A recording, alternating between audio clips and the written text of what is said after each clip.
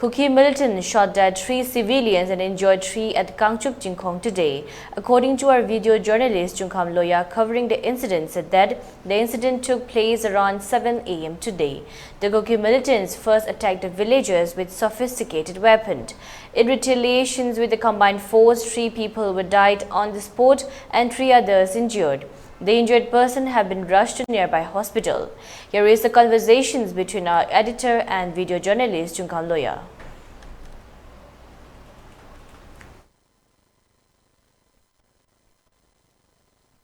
Howzi hoi Kangchuk Jingkhong da Kuki militant singa combined force ka puthokna bada khoi maitai macha hai bitai hum leite ba pau tare mafam duda khoi howzi khoi baumi khoi loya leiri loya maroi na ngasi thodo si kamai thokibano kai do bono hai do amton detail thambiro thodo asi akhoi ngasi ayu mata pung pa la da gi maitai discussion amadi commando singa combined team ma mafam du da changam ma tanda mafam da game to dinner like Kuki militant singa mafam adu da gi kapsora ka da gi ajra bo mari na panda da gi mafam adu da ahum ka da lagi ko ahum da gi sok na ge gi sok ta gi da mata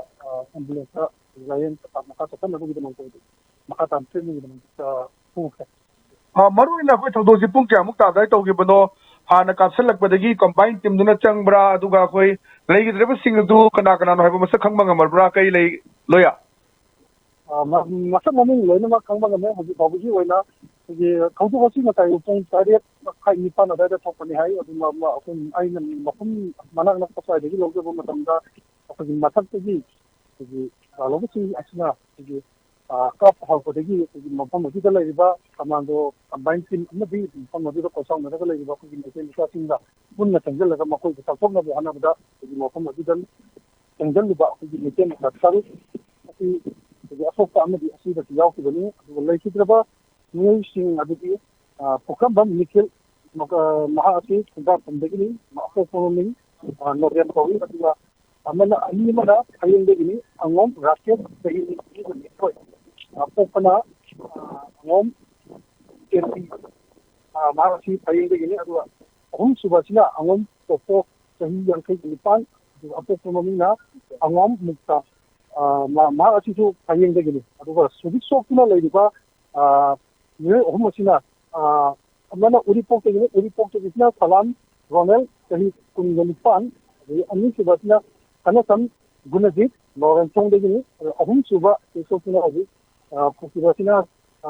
jinnak mantiya go kennedy ma asi tahun tagini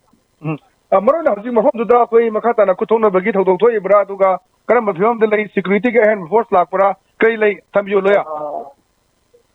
hoji na bi ata da ko support ni na na ma na kida ata ba na ma kida afanga tanda de singra porokna ma kata ko ji session sakap lok lokot makata ba kai tom kana bi da makta mak na chati pa lokot lei mafam masde da hoji maksu ko ji lambda masji MLA oriba haikam bingo maya ipal ke bagi ke robinto wangkar ke bagi rokian